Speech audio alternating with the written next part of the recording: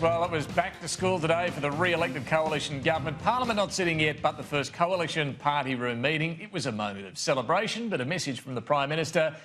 Just let's show a little bit of humility here as well. They want to put the Australian people, he said, those quiet Australians that voted them back in, front and centre of their gaze for the course of this parliamentary term. He did indicate that Parliament will sit in the first week of July before some school holidays, and that's to get those tax cuts through. The tax cuts that were announced in the budget, that were the centrepiece of the coalition's election platform, $158 billion worth of them.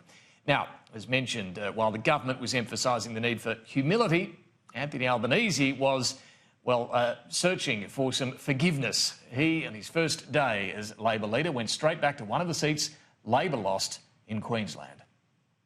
A rock star reception for the government's miracle man. Well, welcome back, everyone.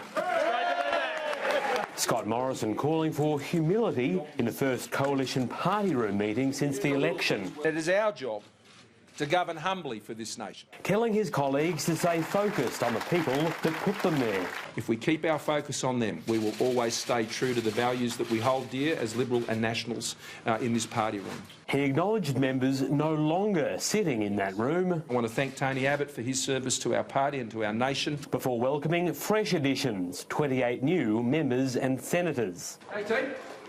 Here we go. The coalition will meet again in just over a month, with the Prime Minister eyeing off a return to Parliament in the first week of July. See you all in the first week of July, if not before.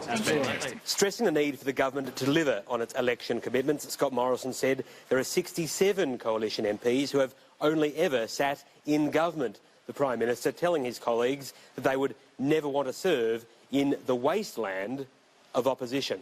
That as Anthony Albanese looks to lead Labor out of the political wilderness. We lost the election. We need to talk to people who have worked hard for us for the cause of Labor.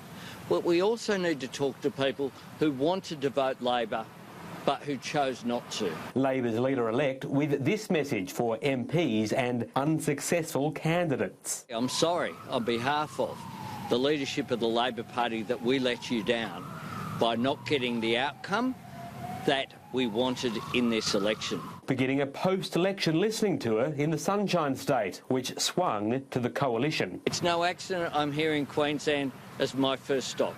Anthony Albanese admits Bill Shorten's policies hurt Labor's electoral chances. The party now all set for a policy reset before 2022. James O'Doherty, Sky News, Canberra.